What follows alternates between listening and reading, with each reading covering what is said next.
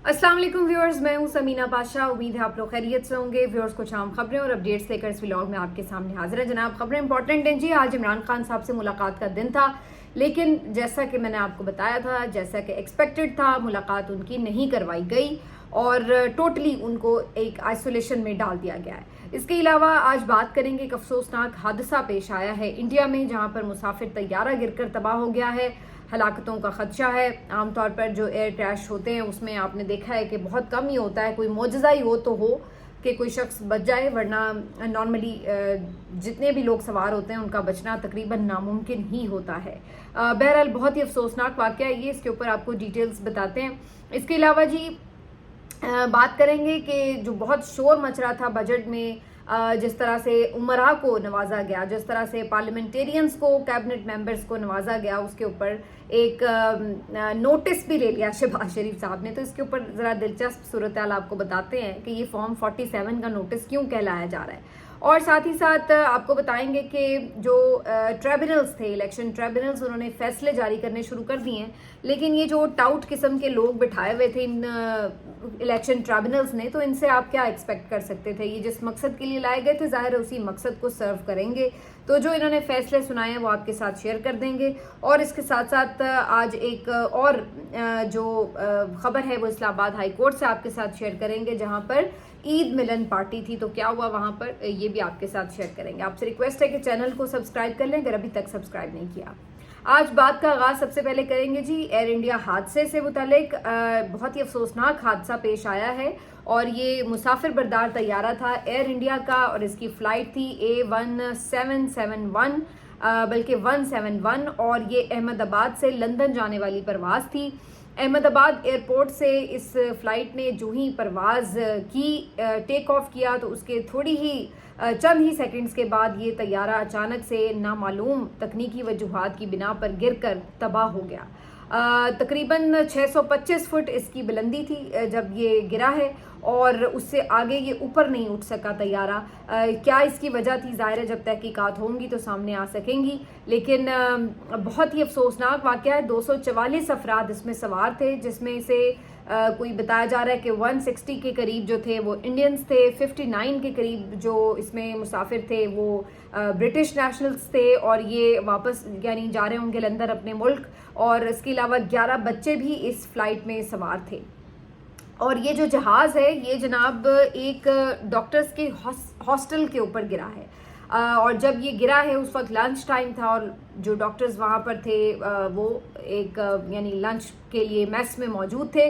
और अब इसमें हलाकतों का खदशा इसलिए और भी ज़्यादा हो गया कि जो परवाज़ में लोग मौजूद थे वो तो ज़ाहिर है उनका तो बचने का चांस बहुत कम है, लेकिन जो फ्लाइट गिरी है जिस हॉस्टल के ऊपर, उसके अंदर भी चूँकि बड़ी तादाद में लोग मौजूद थे और डॉक्टर्स भी मौजूद थे, तो वहाँ पे भी नुकसान हुआ और वहाँ पे भी जानी नुकसान हुआ है। अभी तक की इत्तलात के मुताबिक 20 के करीब डॉक्टर्स हैं जो कि इस वाक़े में हलाक हो गए हैं, और इसके साथ साथ जो मुसाफिर हैं उनमें से भी 110 की जो है वो तस्दीक हो चुकी है। मज़ीद अभी जब मैं व्लॉग कर रही हूँ उस वक्त अभी एक्टिविटीज़ जारी हैं, लेकिन अंदाज़ा यही है कि बहुत मुश्किल है कि कोई भी इसमें पैसेंजर जो है वो बचे। बहुत ही अफसोसनाक वाक़या है। यकीनी तौर पर जान कहीं पे किसी की भी किसी भी वजह से जाए, और अगर इस तरह से जाए एक नागहानी हादसे की सूरत में, तो वाकई जो ये फैमिलीज़ हैं जिन्होंने ये सफ़र किया होगा, जिनके प्यारे इस फ्लाइट में होंगे, उनके लिए वाकई दिल जो है वो परेशान हुआ है। बहुत खौफनाक हादसा होता है जब भी कोई फ़ज़ाई हादसा हो, और बस अल्लाह ताला से पनाह मांगनी चाहिए और दुआ मांगनी चाहिए कि अल्लाह ताला हादसों से महफूज रखे।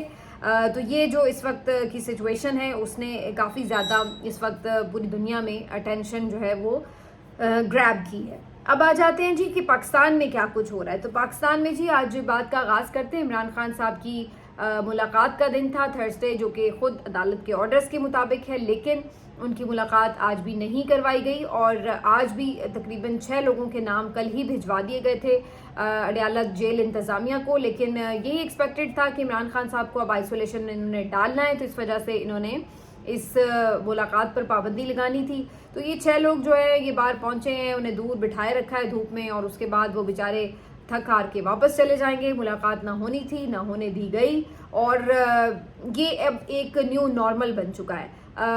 حیرت کی بات یہ کہ جب پہلی دفعہ ملاقاتیں بند ہوئی تھی تو ذرا شور بھی مچ جاتا تھا, کچھ افواہیں بھی اڑ جاتی تھی. اچھا ویسے ان افواہوں کا ایک فائدہ ضرور ہوتا تھا, جب یہ افواہیں اڑ جاتی تھی کہ جی عمران خان صاحب کے ساتھ یہ ہو رہا ہے جیل میں, وہ ہو رہا ہے, ہوتی وہ جھوٹی خبریں تھیں, لیکن کم از کم اس سے ایک پریشر جو ہے وہ سوشل میڈیا بلڈ کر لیتا تھا, اور پھر جو پی ٹی آئی کے لوگ تھے وہ بھی اس کے اوپر آواز اٹھاتے تھے. قیادت کی طرف سے بھی پریس کانفرنس ہو جاتی تھی, کوئی احتجاج کی بات شروع ہو جاتی تھی کہ جی ٹھیک ہے پھر ہم بھی احتجاج کریں گے, یہ وہ, تو کچھ نہ کچھ کوئی ہلچل مچ جاتی تھی.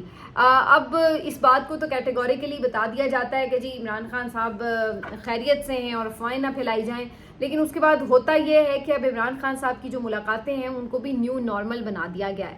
اب ان کی قیادت کو بھی پتہ ہوتا ہے, عمران خان صاحب کو بھی پتہ ہوتا ہے, ان کی فیملی کو بھی پتہ ہوتا ہے, اور میڈیا کو بھی پتہ ہوتا ہے کہ جناب اب یہ اہم موقع آ چکا ہے, اور اب جیسے ہی کوئی اہم موقع آیا ہے لہٰذا اب عمران خان کی ملاقاتیں سب سے پہلے بند ہو جائیں گی. تو ابھی بھی آپ دیکھ سکتے ہیں کہ بجٹ کا ایک تو معاملہ چل رہا ہے, اس کے ساتھ ساتھ عمران خان صاحب چونکہ احتجاجی حکمت عملی پلان کر رہے ہیں اور اس کے اوپر ان کی مشاورت اپنی پارٹی لیڈر سے ہوتی ہے, تو اس لیے اب یہ ایکسپیکٹڈ تھا کہ ان کی جو ملاقاتیں وہ بند ہو جائیں گی. اور آخری جو ان کے 2-3 ٹویٹس تھے وہ بھی انہوں نے چونکہ بہت زیادہ شدت والے کیے تھے, تو اس سے بھی اندازہ تھا کہ اب نتیجتاً عمران خان صاحب پہ سختیاں بڑھا دی جائیں گی.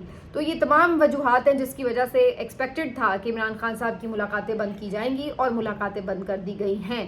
اب منگل کے روز یہ ہے کہ ان کی فیملی میں سے کسی ایک آدھ بہن کی ملاقات کروا دی جائے, اور صرف اتنی تاکہ اطلاع مل سکے کہ ہاں جی وہ اندر ہی موجود ہیں اور ٹھیک ہیں, زندہ ہیں.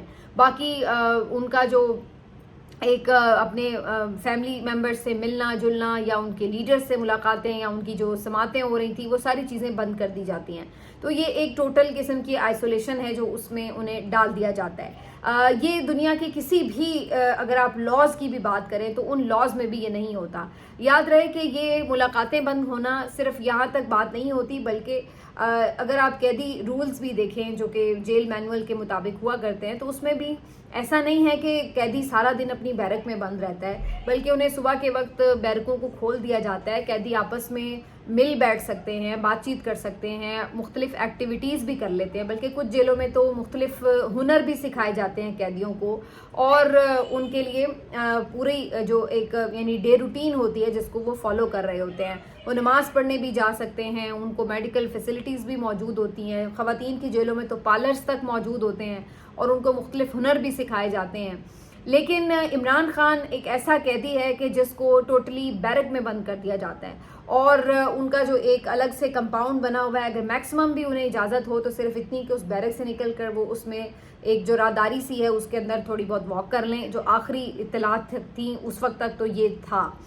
اس کے علاوہ اگر آپ یہ کہیں کہ وہ باقی قیدیوں سے مل سکیں یا کوئی روٹین میں جیل کے اندر ہی مساجد میں جا سکیں یا کچھ اپنا یعنی باقی لوگوں سے انٹریکٹ کر سکیں, تو یہ ٹوٹلی ان کو آئسولیشن میں ڈال. اس کو کہتے ہیں آئسولیشن, کہ آپ یہ آئسولیشن کا مطلب یہ نہیں کہ جی ملاقاتیں صرف بند ہو جائیں, مطلب یہ ہے کہ آپ جیل کے اندر بھی باقی کسی اور سے انٹریکٹ نہ کر سکیں. آپ کو سارا وقت ایک الگ تھلگ ماحول میں رکھا جاتا ہے. عمران خان صاحب کی صرف اسی وقت ملاقات ہوتی ہے جو یہ آپ دیکھتے ہیں کہ ان کی بہن چلی جائیں کوئی ہفتے کے بعد, یا جب کوئی سماعتیں وغیرہ ہوتی ہیں تو ملاقاتیں ہوتی ہیں. باقی جو اندر ان کی جیل روٹین ہے اس میں ان کی ایون جو جیل کے ملازمین ہیں ان پہ بھی سختی کی جاتی ہے کہ وہ عمران خان صاحب سے گفتگو نہ کر سکیں.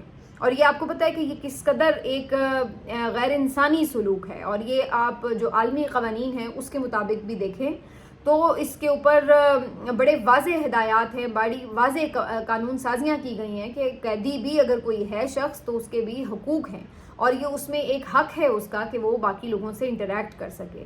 آپ اس کو جیل میں بند تو کر سکتے ہیں لیکن اس کا مطلب یہ نہیں ہے کہ اس کے باقی حق بھی سلب کر سکتے ہیں. لیکن یہاں پر یہی ہو رہا ہے, اور یہ کسی عام قیدی کے ساتھ نہیں ہو رہا, یہ کسی دہشت گرد ہائی پروفائل کے ساتھ نہیں ہو رہا, یہ کسی ایسے شخص کے ساتھ نہیں ہو رہا جس کا کوئی جرم جو ہے وہ ایسا تھا خدا نخواستہ کہ اس نے کوئی 1971 میں ملک توڑا ہوا ہے, یا اس نے کوئی ایسا کوئی ایٹمی دھماکہ کر دیا ہوا ہے اور اس میں بڑی لوگوں کی جانیں لے لی ہوئی ہیں, بلکہ یہ ایک ایسا شخص ہے کہ جس نے ہزاروں لاکھوں لوگوں کی زندگیاں بچائی ہیں کینسر ہاسپٹل بنا کر. یہ وہ شخص ہے جس نے اپنے ملک کا نام روشن کیا ہے.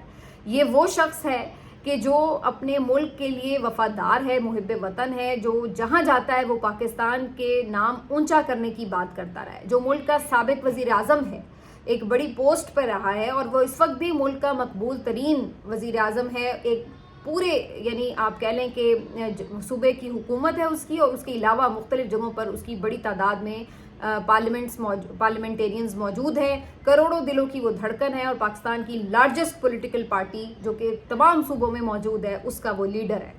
اس کے ساتھ یہ سلوک ہو رہا ہے اور اس کے اوپر جو ہے اب میڈیا کو کوئی پرابلم نہیں ہے. آپ نہیں دیکھیں گے کہ میڈیا کے چینلز اس کے اوپر آواز اٹھا رہے ہوں کہ کیوں ان کو قید تنہائی میں ڈالا جاتا ہے, کیوں ان کے کیسز جو ہیں وہ سماعت کے لیے فکس نہیں ہوتے, کیوں ان کی ضمانت کے کیسز کے دن اس دن جو ہے وہ جج جو ہے وہ ادھر ادھر رفو چکر ہو جاتا ہے. کیا وجہ ہے کہ ان کی جو ڈیالہ میں سماعتیں ہوتی ہیں وہ بند کر دی جاتی ہیں, کیوں ان کے پارٹی لیڈرز ان سے مشاورت نہیں کر سکتے. یہ تمام باتیں جو ہیں وہ آپ کے میڈیا چینلز کے اوپر کرنا منع ہے. وہ آپ کے جو اینکرز ہیں وہ آئیں گے, وہ یہ باتیں بتا رہے ہوں گے کہ عمران خان سخت بات کر رہا ہے, یہ بتا رہے ہوں گے کہ عمران خان کی یہ اسٹریٹجی غلط تھی, یہ نہیں تھی, یہ بتا رہے ہوں گے عمران خان کو آگے بہت نقصان ہونے والا ہے, لیکن وہ آپ کے سامنے یہ نہیں کہہ رہے ہوں گے کہ یہ جو عمران خان کے ساتھ ہو رہا ہے وہ غلط ہو رہا ہے. یہ اس کا اپنی جگہ رائٹ ہے کہ اس کو یہ اس کے حقوق جو ہے وہ ملنے چاہیے, لیکن اس کو وہ اس کے حقوق نہیں دیے جا رہے. اور اس کے بعد اس کے بچوں سے اس کی بات نہیں کرائی جاتی. اس کی بیوی جو کہ اسی یعنی جیل میں موجود ہے اور وہ بھی ناکردہ گناہ میں موجود ہے, اس کے ساتھ تک اس کی ملاقاتیں نہیں کروائی جاتی. اس سلسلے میں بھی اس کو روکا جاتا ہے. اس کو نماز عید نہیں پڑھنے دی جاتی, اس کو اس کی بکس کی فراہمی میں رکاوٹ ڈالی جاتی ہے. ہر طرح جو اس کو تکلیف پہنچائی جا سکتی ہے اس طرح اس کو تکلیف پہنچائی جاتی ہے. لیکن اس میڈیا کی منافقت کے اوپر بھی لعنت ہے کہ جن کو یہ سب دکھائی نہیں دیتا, جو صرف اپنی نوکریاں بچانے کے لیے اپنے اسی یعنی جو ایک پیٹرن ان کو دیا گیا ہے کہ جی اس سے حد تک بات کرنی ہے اس پہ بات کر لیتے ہیں اور اس کے بعد السلام علیکم کر لیتے ہیں. اور یہی صورتحال جو ہے اب آپ کو نظر آتی ہے مختلف سیاستدانوں کی بھی.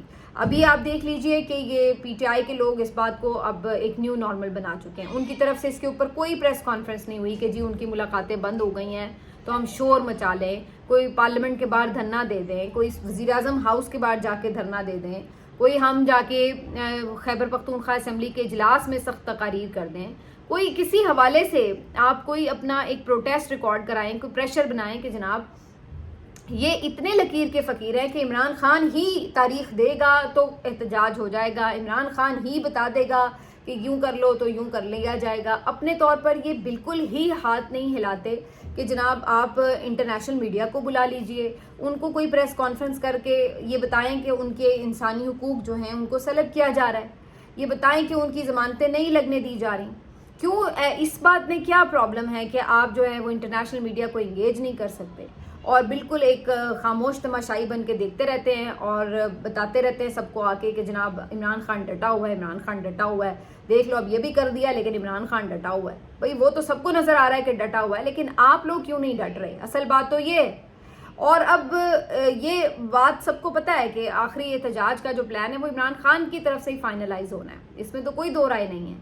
لیکن اپنے طور پر اس سے پہلے یہ جو چھوٹے موٹے معاملات ہو رہے ہیں اس کے اوپر تو آپ انیشیٹو لے سکتے ہیں, لیکن وہ آپ کو یہ لیتے ہوئے نظر نہیں آ رہے. تو بہرحال یہ آج بھی ملاقات نہیں ہو سکی, بات بہت طویل تھی, آگے ہی چلی گئی.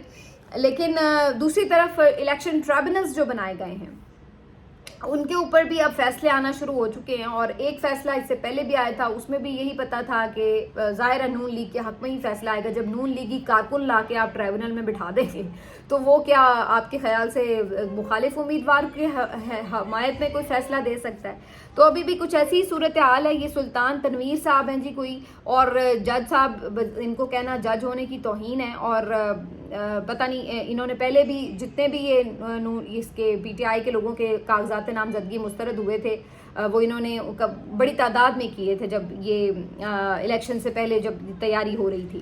تو بہرحال جی ان کو بنایا گیا تھا ٹریبونل کا سربراہ, اور پی پی 145 کا معاملہ ہے. سمیع اللہ صاحب جو کہ عظمہ بخاری صاحبہ کے شوہر ہیں, ان کے خلاف جو ہے وہ پی ٹی آئی کے یاسر گیلانی صاحب نے انتخابی عذرداری درخواست دائر کی تھی. تمام فارم 45 ان کے پاس موجود ہیں جن میں یہ جیتے ہوئے ہیں, اور خود الیکشن کمیشن نے جو اپلوڈ کیے ہیں فارم 45 فارم 48 ان میں بھی تضادات سامنے ہیں. اس کے علاوہ 3 مختلف سیاسی جماعتوں نے بھی اپنے اپنے فارم 45 جمع کروائے تھے، جن میں دیکھا جا سکتا ہے کہ ان کے جو فارم 45 تھے وہ ہو بہو پی ٹی آئی کے امیدوار کے مطابق تھے، اور ان تمام کے مطابق جو پی ٹی آئی کے امیدوار تھے وہ جیتے ہوئے تھے، عظمہ بخاری کا شوہر ہارا ہوا تھا۔ لیکن عظمہ بخاری کی چرب زبانی کا کچھ تو انہیں فائدہ پہنچانا تھا، تو یہاں پر انہوں نے جناب یہ انتخابی عذرداری کا فیصلہ جو ہے وہ سمیع اللہ صاحب کے حق میں کر دیا ہے، اور یاسر گیلانی صاحب کی جو درخواست ہے وہ مسترد کی ہے۔ اب مزے کی بات کیا ہے؟ مزے کی بات وہ وجہ ہے جو کہ یہاں پہ ڈھکوسلا ہے جو یہاں پہ لکھا گیا ہے۔ یہ نہیں کہا گیا کہ جی ہاں جی ہم نے سب چیک کر لیا اور اس کے مطابق یہ طے ہوا ہے۔ چیک کرنے کی تو زحمت ہی نہیں کی کہ فارم 45 کھول کے چیک کر لیں، کیونکہ وہاں تو پتہ ہے کہ ہارے ہوئے ہیں۔ تو انہوں نے کیا گیا ہے کہ ایک ٹیکنیکل گراؤنڈ کے اوپر ان کی درخواست مسترد کر دی کہ یہ قابل سماعت ہی نہیں ہے۔ ٹیکنیکل گراؤنڈ کیا تھا کہ جی اوتھ کمشنر جو ہے اس نے یہ لائن نہیں لکھی بیچ میں کہ وہ امیدوار کو ذاتی طور پر جانتے ہیں، حالانکہ اس کے اوتھ کمشنر کے دستخط اس کی مہر موجود ہے، لیکن ایویں وہ کہتے ہیں نا آٹا گننی ہلی کیوں، جب آپ نے نیت میں ہی فطور ہو کہ آپ نے یہ کام کرنا ہے تو پھر آپ کوئی بھی وجہ لکھ کے ڈال دیں کہ یہ جو ہے وہ اس وجہ سے جو ہے ہم نہیں کر رہے۔ کوئی بھی آپ بیکار سا بہانہ بنا سکتے ہیں، اور یہ اتنا ہی بیکار بہانہ بنا کے ان کی جو درخواست ہے اس کو مسترد کیا گیا ہے، اور اس کے بعد جو ہے اب ان کو کامیاب قرار دے کر ان کا نوٹیفیکیشن درست قرار دیا گیا ہے۔ تو یہ اس وقت صورتحال ہے۔ یہ میرے لیے کوئی حیران کن نہیں ہے، جتنے باقی ٹریبونلز ہیں ان سے یہی نتیجے آنے ہیں، کیونکہ جس طرح انہوں نے قانون سازی کر کے من پسند لوگوں کو لا کے الیکشن ٹریبونل میں بٹھایا ہے، وہ جج کہنا جج ہونے کی توہین ہے۔ زیادہ تر جو ریٹائرڈ ہیں ان میں سے یہ سارے نون لیگی کارکن ہیں، ٹاؤٹس ہیں اسٹیبلشمنٹ کے، اور ان کو لا کے یہاں بٹھا دیا، اسی مقصد کے لیے لا کے بٹھایا کہ بھائی تم نے نون لیگ کے حق میں یہ سارے فیصلے لینے ہیں۔ تو یہ اس لیے جو آپ کا الیکشن ہے جس بدترین طریقے سے چوری ہوا اس کا سب کو پتہ ہے۔ اگر اب آپ یہ اپنے منہ پہ اور کالک ملنا چاہتے ہیں تو مل لیجئے، آپ کو یہ کالک بہت مبارک ہو، لیکن حقیقت جو ہے وہ دنیا کو پتہ ہے کہ آپ کو لوگوں نے بری طرح ریجیکٹ کیا تھا الیکشنز میں، اور اگلی دفعہ اس سے زیادہ بری طرح آپ ریجیکٹ ہونے جا رہے ہیں۔ تو بہرحال یہ انہوں نے جو ہے فیصلہ سنایا۔ اسی وجہ سے یہ جو ان کے نمبر یہ جو 2 نمبریاں کرتے ہیں، جو فنکاریاں کرتے ہیں، اس میں شہباز شریف صاحب بھی پیچھے نہیں ہیں۔ پہلے یہ جو chairman senate, deputy chairman senate, speaker, deputy speaker کی 600% تنخواہیں بڑھائیں، اس کا نوٹیفیکیشن خود کیبنٹ نے اپروو کیا، ٹھیک ہے جی۔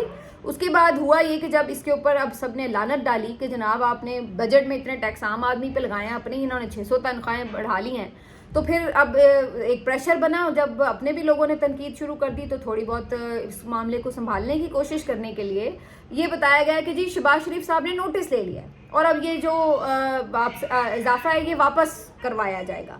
تو اب آپ اندازہ لگائیے کہ پہلے خود ہی منظور کرتے ہیں، اور جب لوگوں سے جوتے پڑتے ہیں تو اس کے بعد کہتے ہیں جی ہم یہ اضافہ واپس لے رہے ہیں، ہمیں تو بڑا غصہ ہے، ہمیں تو پتہ ہی نہیں چلا کہ یہ کس وقت اضافہ ہو گیا ہے۔ یہ ہیں یہ فنکار برادری، یہ ہے ان کی 2 نمبریاں۔ یہ 2 نمبر لوگ جو ہیں یہ آپ کے اوپر مسلط ہیں، جو آئے بھی 2 نمبر کے طریقے سے ہیں، 2 نمبری کے طریقے سے، اور آگے جتنی حکومت یہ چلا رہے ہیں یہ سب 2 نمبریاں ہیں۔ ان کے تمام جو آپ دیکھ لیں اعداد و شمار دیکھ لیں، ان کے بیانات دیکھ لیں، ان کے بیانیے دیکھ لیں، ان کے نوٹیفیکیشنز دیکھ لیں، ہر چیز فراڈ سے بھری ہوئی ہے۔ اور یہ اس کے علاوہ بھی اگر آپ دیکھیں اندازہ لگائیں کہ یہ یہاں تک بات نہیں رکی، ان کی قانون سازیاں بھی فراڈ ہیں۔ یہ جو انہوں نے 26ویں ترمیم کی ہے یہ بھی انہوں نے جس طریقے سے کی ہے وہ بھی آپ کو پتہ ہے۔ 26ویں ترمیم کے اوپر مجھے یاد آئے کہ اسلام آباد ہائی کورٹ میں آج عید ملن پارٹی رکھی تھی جی ہائی کورٹ بار کی طرف سے۔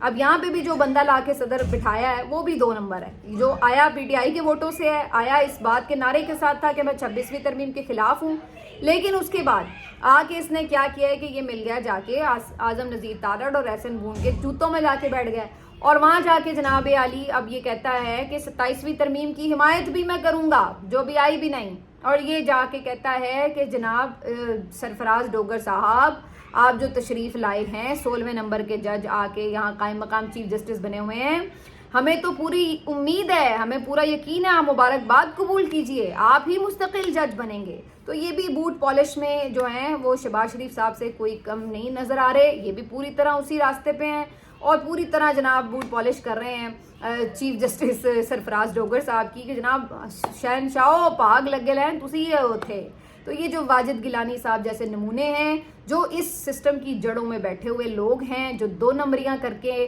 بیانیہ کچھ لے کے ووٹ کچھ لے کے اور بعد میں آ کے بدل کر ادھر جا بیٹھے ہیں. انہوں نے جو عید ملن پارٹی دی اس میں جو آئین پسند جج ہیں، جو حق پرست جج ہیں، جو اصل میں اسلام آباد ہائی کورٹ ہے، اس نے آج شرکت نہیں کی، ان کا بائیکاٹ کیا، ان کو ان کی اوقات یاد دلائی. اور جو یہ ان کے ہیرے ججز ہیں جو 26ویں ترمیم کے بعد لا کے بٹھائے گئے ہیں، بھرے گئے ہیں یہاں پہ عدالتوں میں 3 جو ادھر ادھر سے، تو انہوں نے آ کے جناب ان کو ہاتھ شار بنائے ہیں کہ جی آ گئے ہم. باقی یہ سب وہ کہتے ہیں نا کہ ایک جیسے جو ہیں وہ سارے ایک جیسے اکٹھے ہی آپ کو نظر آ رہے ہیں، ایک ہی جگہ پہ آپ کو ماشاءاللہ سارا کچھ نظر آ رہا ہے جو ایک جیسے ہیں. اور جو آئین پرست ہیں، جو آپ کو حق پرست لوگ نظر آتے ہیں، وہ آپ کو ان سے ذرا فاصلے پر ہی دکھائی دیتے ہیں. یہ خود ہی اپنے آپ کو بتا دیتے ہیں کہ ہم سب ایک جیسے ہیں، یہ ہمارا جو ہے کارنامے ہیں. تو یہ اس وقت کی جو ہے صورتحال ہے. ملتے ہیں آپ سے اگلے ویلاگ میں، اپنا خیال رکھیے. اللہ حافظ.